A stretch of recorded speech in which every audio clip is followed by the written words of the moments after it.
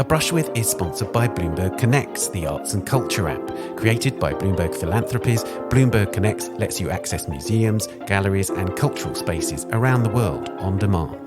Download the app to access digital guides and explore a variety of content.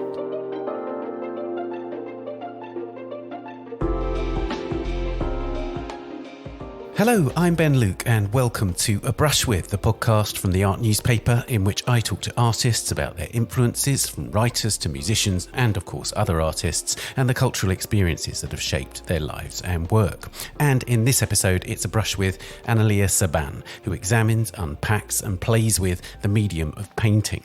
She explores its materiality, its iconography and its history, reflecting on the origin and hue of colour pigments and the properties of media, the weave of canvas, the nature of brushwork, the conventions of depiction and more.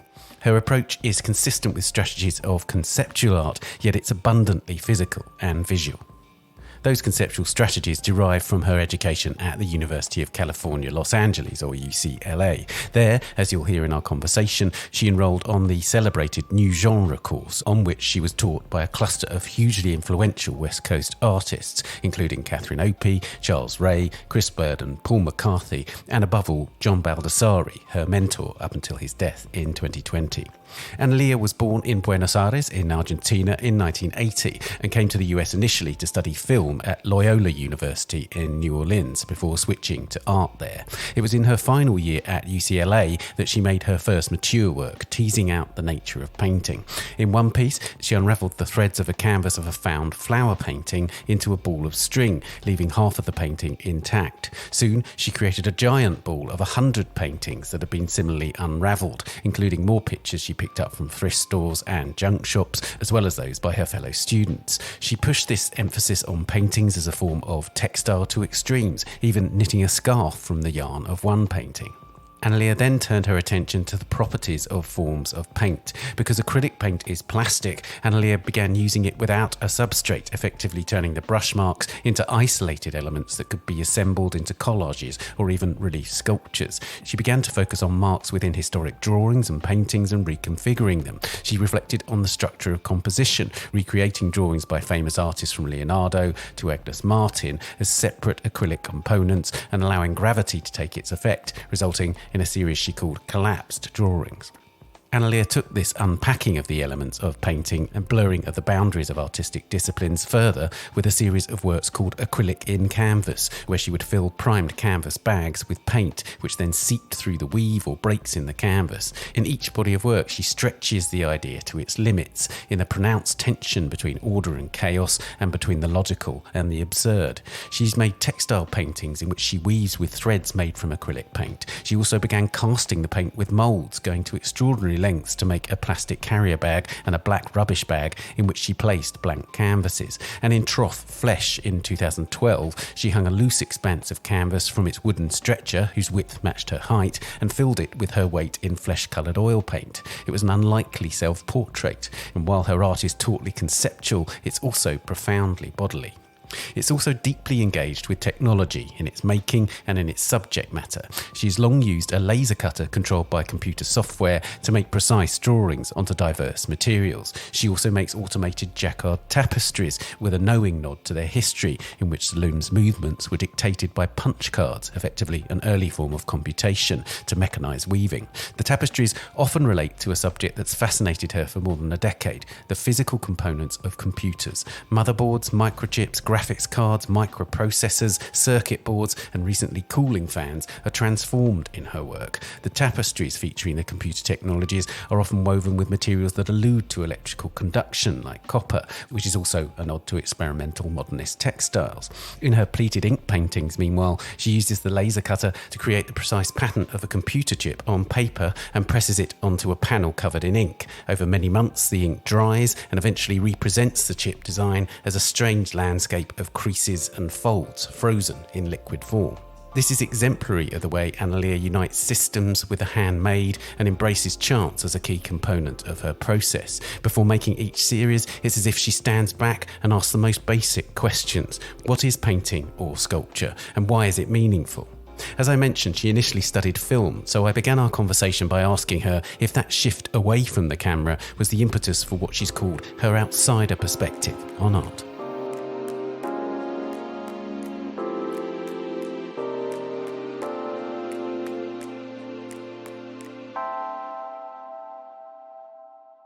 Yeah, absolutely. I was so confused. And to be honest, I still am. Right now, I'm calling, from the Getty Research Institute, which is this amazing library that I come to study very often. And, it's like millions of books about art and all these resources going into art. And I'm like, what is this? Why do we have these places? My husband is a doctor and he's like, out there, like saving people from cancer and, very difficult diseases. And I'm like, okay, that I get, it's like, okay, like your life has a purpose. Actually, like, it's funny when COVID hit, because he was like the most essential worker, where like artists were like the least essential workers. So like, I am confused by it. And yet, like, I can't imagine a life without art. During COVID, when, we were like accessing art through, the computer monitor, like it really wasn't the same. It felt very sad. And not just art. You couldn't go to a concert, and like you couldn't walk into a museum and have this like shared experience. So I'm trying to understand, like, what is it? Why are we talking about it? Like, why do we study it? Why is there a history? Why is there a value attached to it? Why do we pay like $100 million or more for a painting? So I come to it like from a very outside, confused perspective, and to be honest, I haven't like reached any answers. But that's what keeps the work going, isn't it? If you know what I mean. Exactly. It's like you're still asking those questions, and that sort of propels the work to a certain degree. Yeah, and I feel like the more you study, the more you realize like you just have no clue. So yeah, it's interesting you talk about the COVID period and how lost we all felt looking at screens to a certain degree in that time, because it seems to me that there's an insistence on your work on the physical, even if you might be using technological processes. There's always this return and this insistence on the sort of unparalleled experience of physicality of art. I feel like right now there are like two big forces pulling in opposite directions. On the one hand, we have computers and like technology and code, which is basically we're like turning like our reality into a binary system of zeros and ones and just numbers, right? We're like obsessed with quantifying nature, quantifying diseases, so quantifying relationships or whether we like each other or not. Like, so everything has a number attached to it. And it's just a world of numbers. And then that leads into artificial intelligence and so on. And then at the same time, we have the completely opposite force, which is I want my coffee to be like, I want the grains to be like handpicked and I want someone to like grind it by hand. And I want like the little, latte art. And, when you get that like coffee with a little flower, like you kind of want to like, I really feel like I want to cry. Like I have this moment where like I'm just thanking the barista. I'm like, thank you. Like you have this like, it's almost this like spiritual moment, and we need this, right? Like we need these experiences. So I want to really like talk about this moment in my work, and the work I'm doing now, it's all talking about artificial intelligence, but like I'm doing it like out of beeswax, it's all like wax based and very material. I really think as long as we have a body, we will need materials to relate to. But then also there's this lovely kind of dialogue in your work between the hand and then these mechanized processes, whether they're sort of more ancient processes like looms or if it's a laser cutter. And it seems to me that tension is really productive in terms of your work. There's very much your presence, but there's also the machines are making quite a lot of it. I love to find like tools that like those forces are like, they start in the tool itself, So like, for instance, the jacquard loom, it's basically, which is the loom I'm using the most. Half of the loom is computer based and it allows me to do like a very difficult pattern because it's all connected. Each thread, and it's about like 2056 threads, can lift individually from the other, and like so it can make a very complex pattern, and that's connected to the computer. But then at the same time, you're weaving by hand. So I feel like I have like those forces starting with the tool itself. with a laser cutter, it's like super advanced technology. It's basically like, I think of it as like a pair of scissors that can like cut with extreme precision. And we have like, it's the machine that's connected to an air compressor, that's connected to like air filtration, there are more machines attached to it, but like it's really a lot to run it. But then at the same time, I can put like a piece of beeswax, and it's basically a beam of fire, like laser, it's basically fire. I like to find tools that like have those forces within it, and then those forces kind of like translate into the work pretty organically.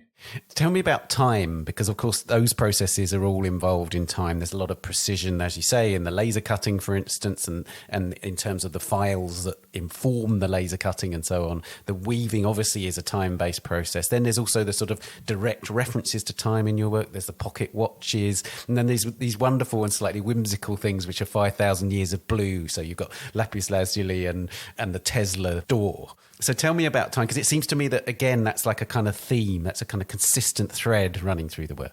I love the idea of time. I feel like time is one thing, because after some time I started thinking that like, a way to understand art could be how we relate to it, right? And I feel like art is on a different timeline, but it's affected by the same forces than we are. Let's say you're making a painting and it's wet. I think of it as like the wet body, like the blood circulating.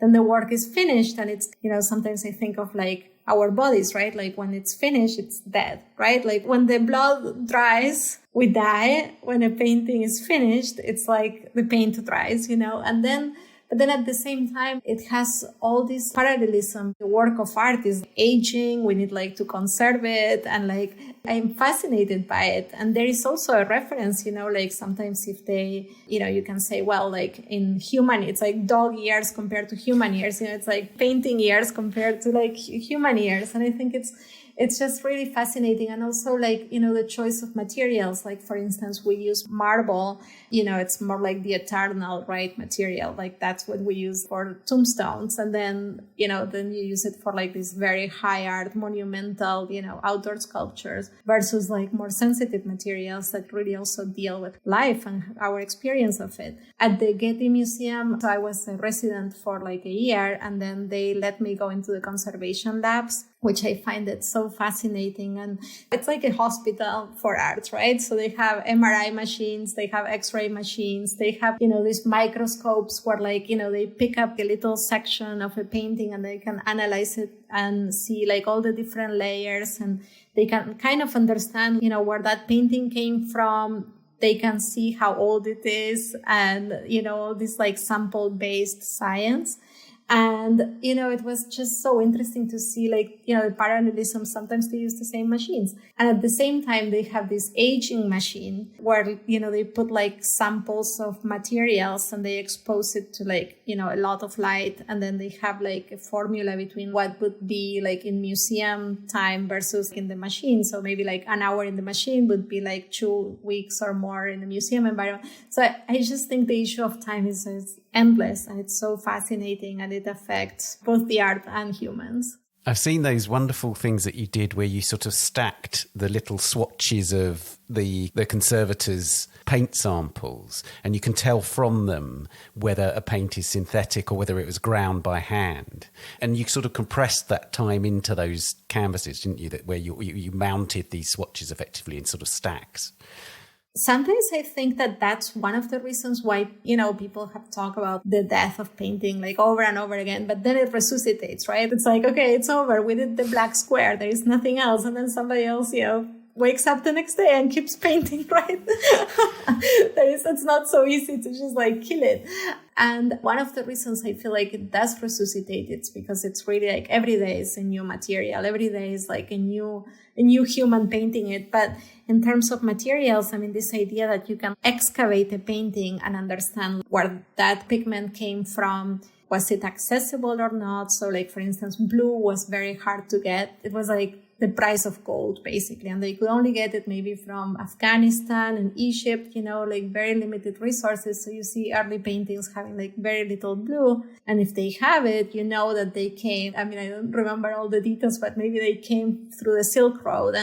And you can imagine that it took some time to get. Well, like synthetic paintings after like the 1950s and 60s. Yves Klein, like blue everywhere. And so I think it's so fascinating how like, if you take a little particle of one painting, of any painting, from like a cave painting all the way to Yves Klein, all the way to a very contemporary artist, it gives you a reading of the whole planet and industry and globalization and the economy, transport, just like what a human could do at the time. I love that about art. I think it's very powerful. And I think even though we don't think about it when we're looking at the work, I feel like our bodies relate to it. There is like an unconscious type of like dialogue between how we feel when we look at, the Mona Lisa versus like something more contemporary. I think it's beyond like our rational understanding. That's one of my hypotheses about art and why in the end it's so powerful. And of course you sort of imaged that in that wonderful piece called Trough, which is this canvas in which you've got your body weight in oil paint sort of sagging into the canvas, haven't you? So you sort of, the body is really important, isn't it? Even though that, again, there's, you're using technology, you're referencing computer technology. There's a seam, again, that runs through the work where the body is of paramount importance. I'm thinking about the body more than ever in a way, because, with AI, we're like almost grasping what like consciousness could potentially be, or what like intelligence, now that we see it like outside of our bodies. I was reading a book and it was talking about how consciousness kind of got attached to humans at some point. It got attached to the body, right? We all sense that separation between like body and soul. Like we don't understand it, but we sense it, right? The hypothesis was like, well, at some point the body was there and the consciousness got attached to it. So why couldn't consciousness get attached to like, let's say an inorganic body, right? Like a machine or whatever. So I'm thinking about the body more than ever. In my darkest moments, I was reading a lot of Kristeva and like the abject, and like that was like tough times. But like I still think there is this body we wear and we carry through life, and it has tons of limitations and tons of opportunities, and I think it is a moment for me to think about it. One of the things I'm aware of looking at those works like Trough, and in fact across your work, is that yes, there's a sort of deconstruction of painting going on, but you talked about those sort of death of painting arguments. There's absolutely no sense in which you're undermining painting, I don't think. You're just examining it to a certain degree. That's really the idea. I see it more as a scientist that wants to like, open it up and, see the corpse and understand it. Like very early on, I went to the University of Medicine in Buenos Aires, and I just for fun, I asked them to let me go into an anatomy class just to see body parts. And I think it was like a very important experience that any art student who wants to like deal with these issues should experience at some time. I had a friend who worked at the funerary home, and I really wanted to also like put my hand on a dead corpse and understand like, the temperature difference. And as I said, this is my darkest existential early times, but I still think they were like very influential once you understand that the dead body is very cold and then like your body is warm and you like really put like your hands on each body, then you also understand that you're alive, right? So I feel like I need to see that and then like somehow bring that energy into my practice.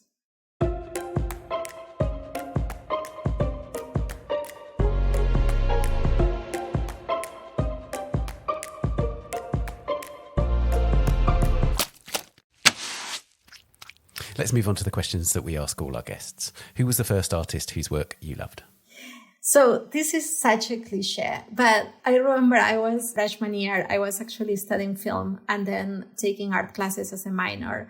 And I went to my art class and one of my professors mentioned the word touchant. When like something traumatic happens in your life and you remember exactly what you were doing at that time. I was just finishing a sandwich when this happened, like you have this like super clear memory, and it's exactly what happened to me. Like I remember like we were sitting down, in the classroom. It was like a computer lab type of classroom. And I just remember like the word coming out of his mouth. And like, he had all these books and he was like introducing me to his work. It was almost like traumatic. I probably think about the ready-made like every single day. And like, but not just objects. I mean, I think it's more like about creativity and the idea that like we always start from something. Even when you go to the art store, you start from like ready-made paint. Even when you like make the paint yourself, like I make the paint myself with like beeswax and resin from trees. I start with this beeswax and what does this ready-made material say? Right. So that's my artist, Marcel Duchamp. I mean, I feel like it was a life-changing experience to learn about his work. But one of the great things about Duchamp is that you can reinvent him for every thought, if you like. Yeah. And I really sense that in your work. Like, for instance, the most obvious connection to Duchamp might be the work with the sink. Yeah. But what you're doing is taking that ready-made material and then making a painting of sorts from it. So this sink becomes a pigment which is mixed with medium and goes onto a canvas. So it seems to me that that's crucial to Duchamp. For each artist, he can offer something new, even if it's with the same thought, if you know what I mean. I mean, when you think about like identity now, right? Like gender and the multiplicity of the self, it just goes on and on and on. And I can probably like look at artificial intelligence and memes and think of Duchamp, so that whole aspect of him and the humor and the randomness, the game of chess, I think he was a bit of a prophet. Yeah. It's interesting you mentioned humour there, because it seems to me that there is a thread of humour running through your work. But I think that's really difficult to get right in art, isn't it? It's probably the hardest thing to get right in art in some ways. It's very easy to do sincerity to a certain degree, but to do humour and sincerity at once is extremely difficult. Can you tell me something about, do you wrestle with that? I don't know what I would do without humor. My mentor, and this is my mentor from, when I was in university at UCLA. So from 2002 all the way until he died, John Baldessari. So almost 20 years a mentor. It's just, I'm still struggling with him not being around because I don't have like that person to like, I'm not good at telling jokes. He was brilliant.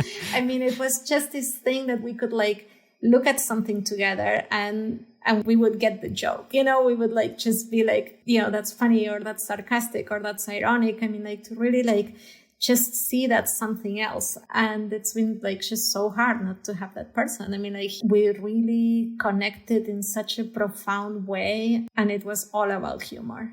I mean, that piece where he's singing the solar wit instructions, that's actually laugh out loud funny, right? And so there are different degrees of humour that one can access within the concept of art. And he was brilliant at that. He was brilliant at making some sort of profound statement by using the lightest touch humour in some ways. There is this like, piece where he made this billboard in Austria and it's a smiley face that's like kind of decorated. That's a Nazi. And like, so it's basically has a mustache and, like the black hair, but it's really like a yellow smiley face. I mean, I can't stop thinking about it, like since the first time I saw it, like it was like a billboard on the street, like just a smiley face, turning it into this like emoji icon that was like so funny and so dark. And I'm like, I haven't met anyone else that can do that. Right. I mean, I think he was also like more contemporary prophet in that sense. Yeah, absolutely.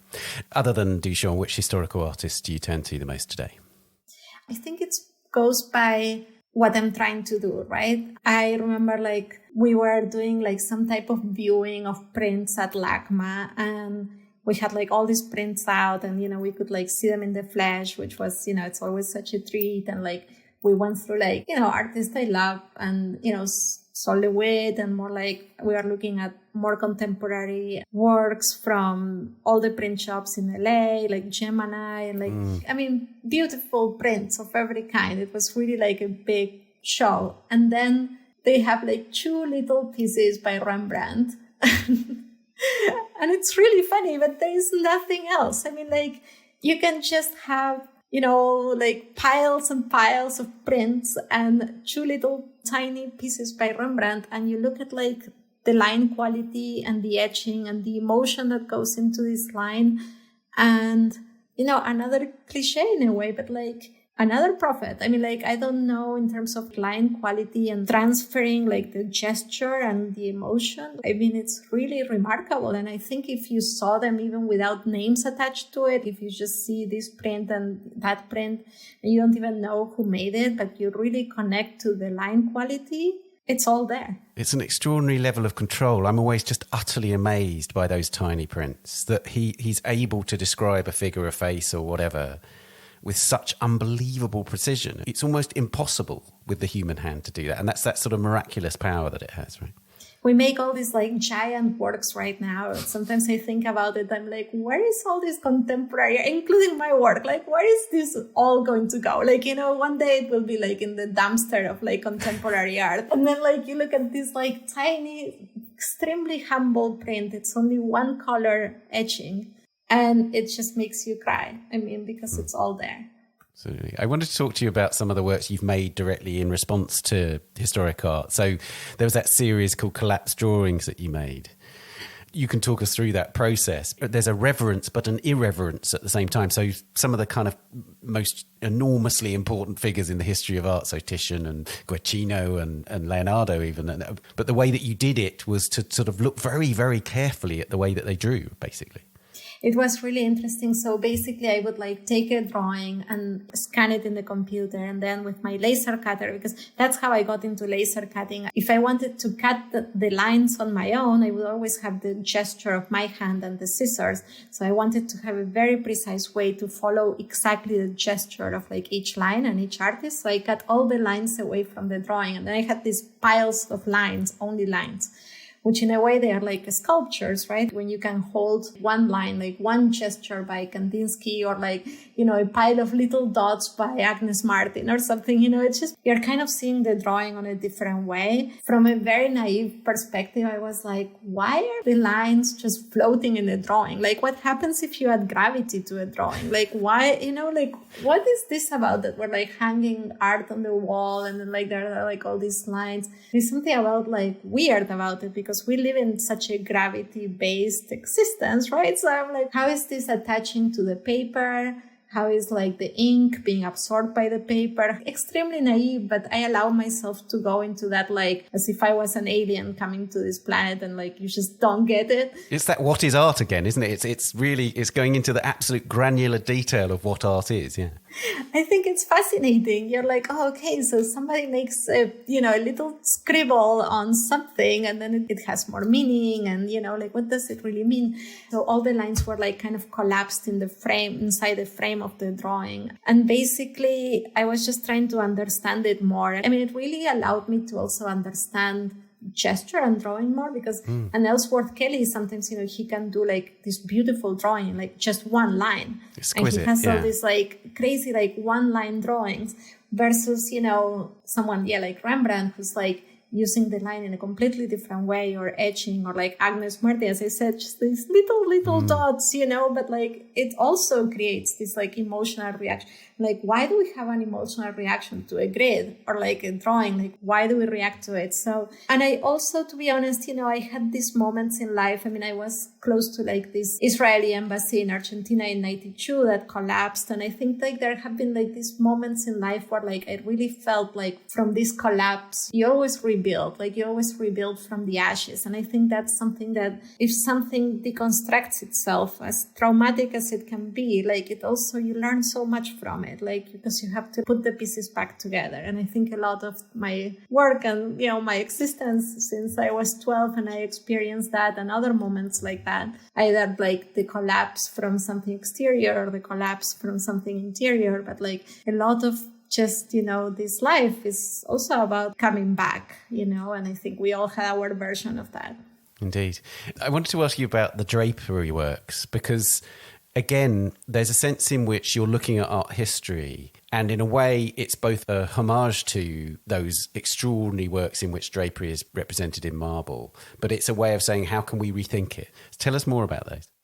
I'm just fascinated by like these things that we're obsessed with, right? Like you look at our art history and I'm like, why do we have thousands of works about drapery? I mean, it's just something that like, we set up these goals, and this is based on culture and tradition. And, it's great. Okay, so we really wanted to make sure that marble looked like fabric. And, for like hundreds of years, we worked on that. And there is nothing wrong with it. Like, I mean, I just like to point that out, like that we have dedicated ourselves to make marble look like fabric. And there is something very beautiful in it, but we could have chosen something else to focus on, and I just think it's so interesting, these patterns. And then I thought, well, what if it's my turn to drape marble? Sadly, I don't have the skills to carve the marble like artists in the Renaissance. So, okay, so what can I do? So then, I took a chisel and I just and a sledgehammer and I broke the marble and I put it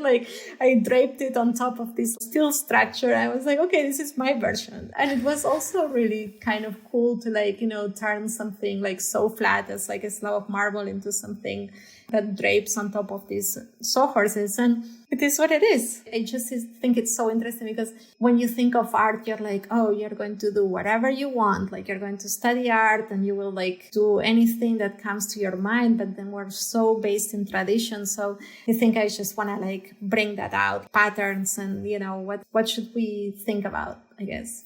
And I wanted to talk about the Albers because I know you've made direct reference to Joseph. He was one of the collapsed drawings, for instance. I don't know if you've actually made a very direct reference to Annie Albers, but I see a lot of Annie in your work, and particularly where you're using copper thread, for instance. Tell me, do you consciously engage with her as well as Joseph?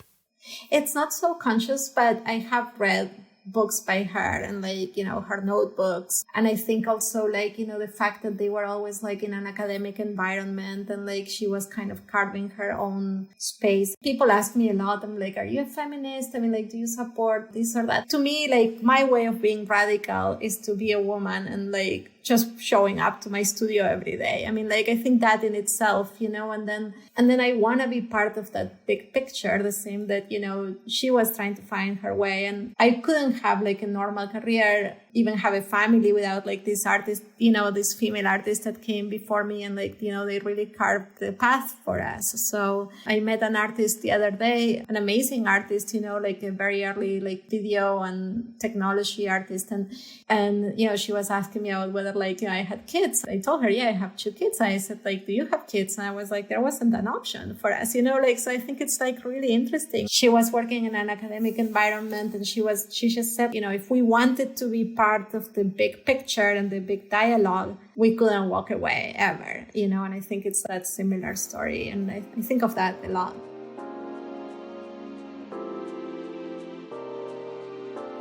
A Brush With is sponsored by Bloomberg Connects, the arts and culture app. The free app offers access to more than 240 cultural organisations through a single download, with new guides being added regularly. Among the most recent additions to the app are the Rubin Museum of Art in New York, the Pinacoteca Agnelli in Turin, and the Photographers Gallery in London. Among the other guides on Bloomberg Connects are several museums and galleries in the US where Analia Saban has shown her work, including the Hammer Museum in Los Angeles, the Museum of Modern Art in New York, and the Clark Institute in Williamstown, Massachusetts. If you download the app, you'll find that, among much else, the guide to the Clark has sections on its collection, its 140-acre grounds, and on its exhibitions. Among the summer 2023 shows is Edvard Munch Trembling Earth, exploring the Norwegian artist's profound engagement with nature. In in-depth audio features, curators describe the key works and the major themes of the exhibition. To explore digital guides to all the partnering institutions, download the app today.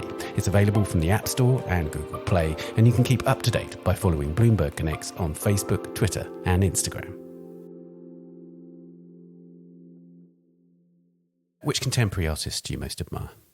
I think a lot about when I was 19 and I went to New York for the first time and I actually decided to be an artist on that trip. I was coming from Argentina, we had a lot of film and literature. We didn't have a lot of art because it was after the dictatorship. Mm-hmm. All the artists were in exile. So I didn't have a lot of exposure to contemporary art growing up at all, I would say. But I was 19. I went to New York and after seeing MoMA and the Whitney and the Guggenheim, and I was I have no idea how you make a living as an artist. I had no clue about anything, but I was this is where I want to be. And it was just coming home. I mean, it was very weird because I really had no clue of what I was getting myself into. So I went to the Strand bookstore and there was this used section, which was amazing because you could get all these books that were super cheap and I could actually afford art books. It was just an exciting moment that I was even not only that I could access culture by walking into the museum, and I really felt that that was the soul of the city. To me, were those institutions.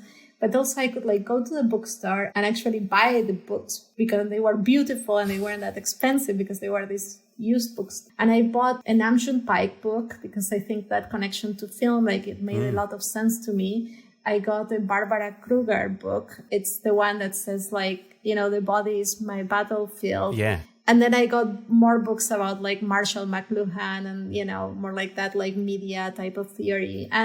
But I think of that. I mean, I think about those artists. And there was a show called Open Ends at MoMA that featured Rachel Whiteread and Janine Antonin. Like, I had no idea. I mean, this was like the first time I saw these works without knowing anything. But like, I mean, they spoke to me so loudly. And sometimes I wish I could go back to those moments, but now, you know, you always see the work with all the knowledge you have about them. But like, there was this like, just like the fire went up. It's like I found my church, you know, like that's it. I found the light. That's so great. What do you have pinned to your studio wall? Do you have a lot around you? I don't have a lot around me. Actually, the studio is very much a blank wall. First of all, like if I pin out sketches or things like that, they almost die to me. Like, you know, the minute they're on any type of printed form or anything, like I don't see a point that, you know, like I don't make the work. So I don't ever do that. And then in terms of references, I feel like I'm so full of references that I don't want to commit to anything. So I'm very like psycho about it. Like there is pretty much nothing. I do have a little picture of Monica Spruth holding my son when he was a baby. And, that's nice. And that's just like very sweet. And it's very random. I don't know why that picture is there, but it does make me happy when I see it. Which museum or gallery do you visit most frequently? So LA, we're lucky. I feel like the three museums, it's like a holy trinity, like MoCA, LACMA, the Hammer, like they all, you know, they complement each other so well. So I visit them often, but I have to say the Getty Research Institute, it's really my happy place. And I think next to the Smithsonian is like the largest art library in the world as far as I understand it. It's just this place where like I try to come once a week, but I mainly come when like I need ideas and I can like isolate myself and just read about art, and just a very special place. And I urge anyone who's serious about studying art to at least visit when you come to LA. It's really impressive. It's the same for me in London. The V&A library was this extraordinary source, and I would just go there, even if I wasn't working on a essay or whatever about a particular artist. I would just go because I just didn't know anything about X artist or whatever. Do you do that? Will you literally turn up and think, okay, so I'm going to explore this today? Or will you go with a very programmatic approach to who you're going to look at? So I come for all different reasons. Sometimes I might bring my own book, you know, because I just want the quiet space to read. Other times I'm looking at the topic. So I was looking a lot about, you know, the history of drawing and looking at Dürer and also like math and early geometry and all that stuff, perspective drawings and, you know, very historical books. Other times I come and I have very dry moments when like I'm not even working on a project. I'm like, okay, today I'm just going to study one artist. So an artist I really like, Rosemary Trockel, for instance. So like I came one day and I asked for like every single book available. And it's being in the candy store, you know, like I come and I sit at my desk and I have like a huge pile of books with like every Rosemary Trockel book.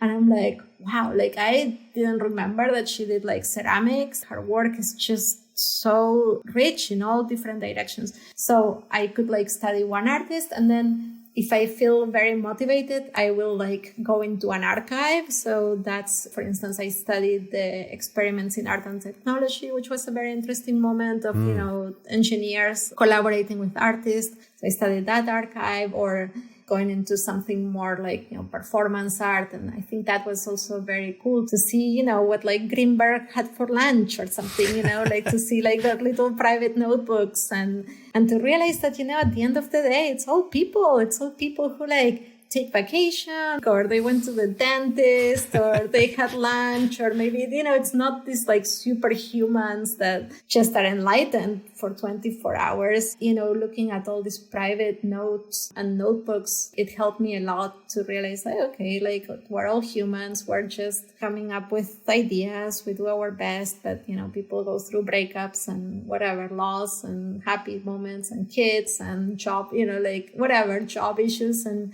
they still make the art. So that's what the Getty Research Institute has meant to me, a place where like I can go a little bit deeper and connect to artists like as human beings. So I don't think I would have had a career without this place. Oh, that's so nice. You're talking about really going deep into an artist's career and life. There's a wonderful video online, which I urge our listeners to watch, which is you talking about Ana Maria Marlino, the fantastic Brazilian-based artist. She's an extraordinary figure, and it seemed to me that there was a wonderful thing about that video is that there's a sense of knowledge, but also passion there. And that's a sort of luxury of the artist as well, to have a kind of intuition about another artist, but also to find that deep research and ally that to a kind of artist perception. Tell me about Ana Maria Marlino and why you responded to her so deeply.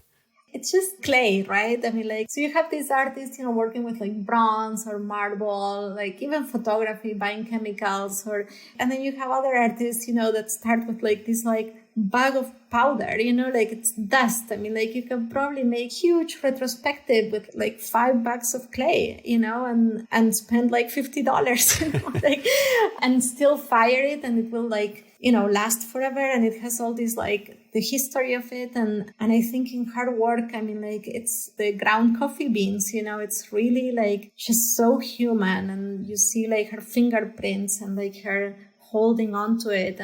Or there is a picture of, just about, it's kind of like a thread. It's a picture of, her daughter and her mom. And then they all have like a thread in their mouth and they're connected. And so nice. And it's just like so simple. And yet like it just gets under your skin. I mean, it really speaks of humanity in such a humble and also very beautiful place. I mean, I think there's something always about Brazil that I love. I mean, when I think of Ernesto Neto, we show in the same gallery, and like when he talks about, when we go for lunch and he talks about like going into the Amazon and connecting with, native people from the Amazon, and he starts like, hitting the table when we're like having lunch and like chanting, and I start crying, and I'm like, there is something about this like connection to life that like we really have to think about.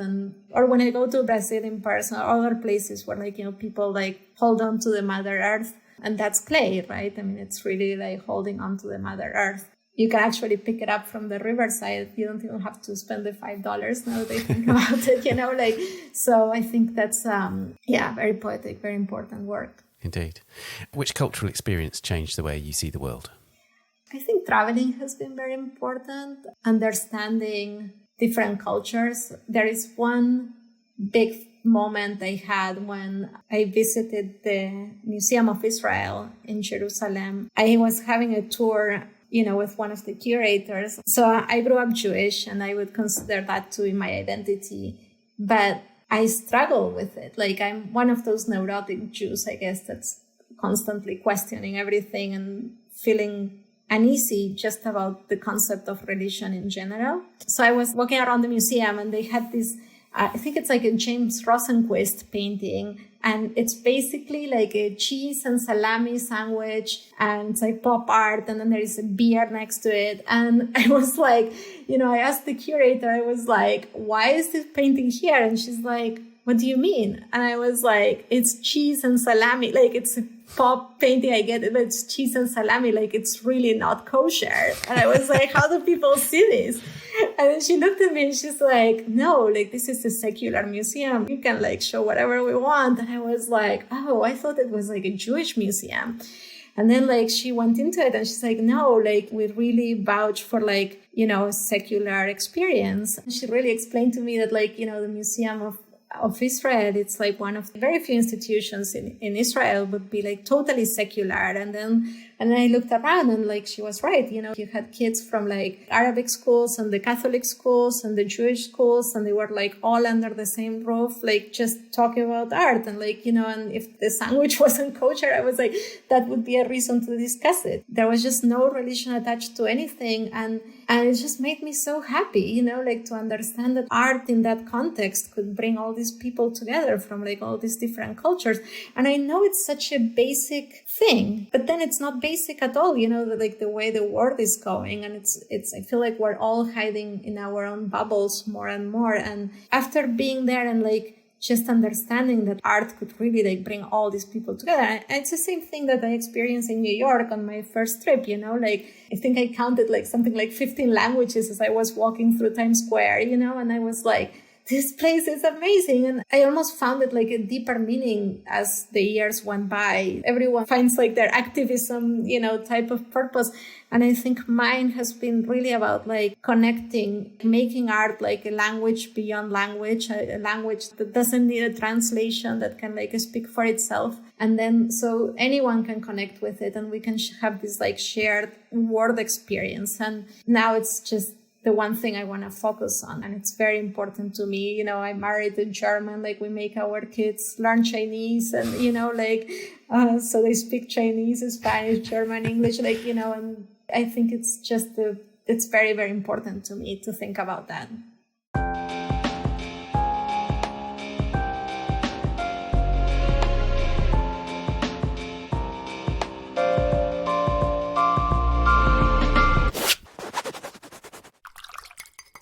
Which writers or poets do you return to?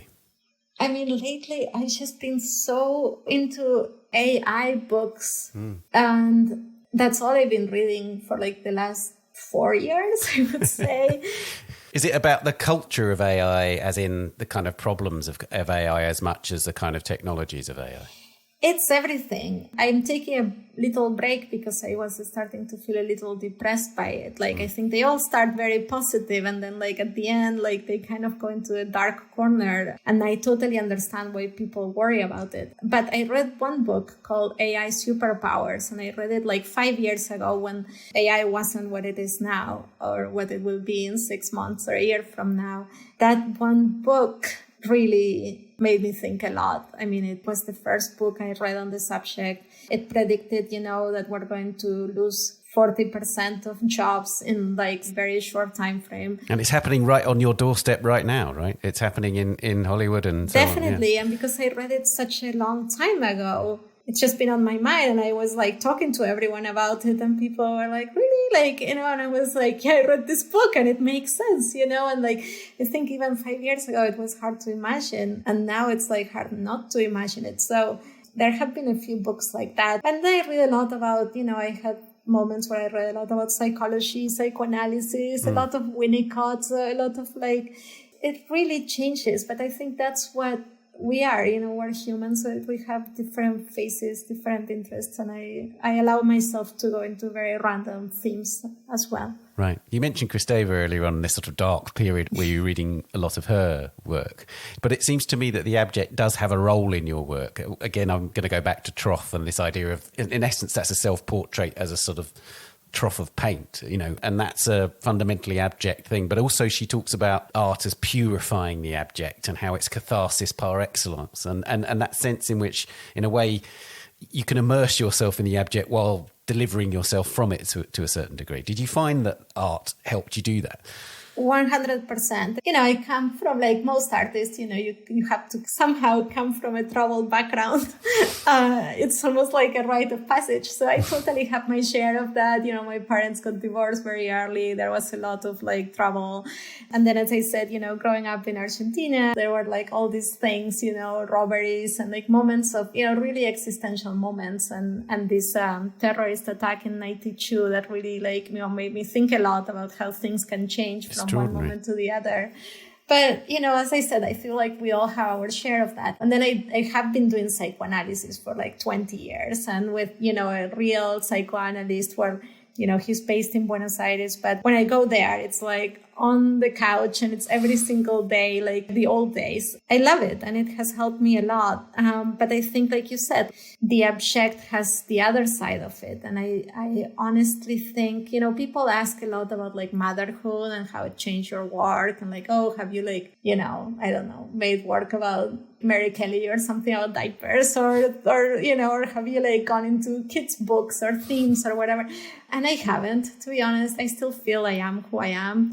But being pregnant with my first child, my oldest is my daughter. She's 7 now. And just like seeing this beautiful child coming out of myself was the total opposite of the abject. And it was very healing. And I think it has informed my practice in that, like, it has kind of liberated me a little bit from this darkness that you are like by default when you start making art. Producing from the dark, in a way, it's easier, right? Because it's like Basquiat or something. You're just always exposing shit in your unconscious, and it's fine. I mean, it is what it is. But sometimes it's also challenging to like be a little more healed and have a moment to create from a place of togetherness, I guess, a place where like you're a little more like mentally structured. And I think it's been good to like create from like a healthier place. And I think at some point, if you don't go to the healthier place, you just die in your 30s, like at some point you have to get your shit together. Like you can only do the darkness for so long. So I think between having like, these beautiful kids and working on, a family relationship and then having, my practice. Yeah, I would say that this life, so far, knock on wood, it's been more on the healing path. Oh, that's lovely. What music or other audio do you listen to while you're working? So I listen to the concerts by Keith Jarrett. My studio assistants, if I ever play it again, like they'll just kill me because I can probably like listen to it every day and they start rolling their eyes like, please just play anything else. But I think he just gets the tone right of like, I think it's exactly that because I'm very sensitive to music. So if I listen to something a little darker, like more like expressive jazz that really takes you to a kind of emotion, then I really go with those emotions and I feel it, and then it's not very productive. So, but I think the concert is that like, it's that perfect in between of like negative and positive. It's the perfect balance. I read about it, like how like he wasn't feeling very well that day. I forgot there is a whole story and he was going to cancel it or something. And then he still went and he played it. And it was like the best concert ever. I can't match it. I can't find anything better. I think it's really so, so great. It's amazing how many artists mention him, actually. There's something really conducive to, in a way, supporting the creation of art that comes from listening to that music. It's extraordinary. Yeah, he's enlightened and I see him, play live. Sadly, he's not playing anymore, but I've seen him play live many times and it was just, unforgettable, like best experience ever. Is there a particular discipline in your daily working life that you see as an essential ritual? So I've been playing with meditation like on and off for some time, but then this January, I finally took my TM class, so Transcendental Meditation. And I have to say, like, I never want to go back to life without it. I mean, this is how profound it's been. It's really a game changer. And I feel like these days, the stakes of life are almost too high. I have a hard time imagining all of our lives from now on without some type of meditation or spiritual practice. I mean, like, things are just so complicated that, like, it's very hard to, like, have a normal psyche without it. So it's been great. So 20 minutes in the morning and 20 minutes in the afternoon. And I really I see the difference like on the days that for some reason I couldn't meditate. So that's been definitely a part of my routine. If you could live with just one work of art, what would it be? Probably a text painting by Baldessari. That's nice. So you'd have him near you at all times? At all times. I mean, like, he's in my mind at all times. I don't know if he's still around as a spirit or something. I'm hoping he is. But it's like the Keith Jarrett. It's like the perfect tone of, like deep and positive and negative. And it's just when the two poles of positive and negative find the light, right? Like, that's what you need for a light bulb to work. So that's exactly that moment. And lastly, what's art for? Survival. That's all I can say. I don't know if we can have a good experience without it.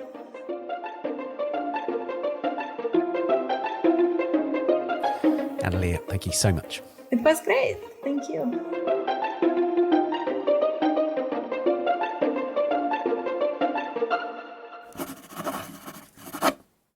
Analia Saban Synthetic Self is at Spruce Margers and Tanya Bonakdar Gallery in Los Angeles from the 15th of September to the 28th of October. Analia is also in several group exhibitions, Woven Histories, Textiles and Modern Abstraction at the Los Angeles County Museum of Art, or LACMA, from the 17th of September to the 21st of January 2024. Eternal Medium, Seeing the World in Stone, also at LACMA until the 11th of February 2024. And Chosen Memories, Contemporary Latin American Art from the Patricia Phelps de Cisneros Gift and Beyond, which is at the Museum of Modern Art in New York until the 9th of September. And that's it for this episode, and indeed for this series. Please subscribe to A Brush With wherever you're listening, and do give us a rating or review on Apple Podcasts. Do also subscribe to our sister podcast, The Week in Art, a deep dive into the latest big art world stories, the top shows and the key issues, which is back in September. And please also subscribe to The Art Newspaper at theartnewspaper.com. We're on X, formerly known as Twitter, at Tan Audio, and on Facebook, Instagram and Threads. Production, editing and sound design on A Brush With are by David Clack, and thanks also to Daniela Hathaway. A big thank you to Analia Saban. We'll be back in September. Bye for now. A Brush With is sponsored by Bloomberg Connects. Download Bloomberg Connects today and discover cultural institutions on demand.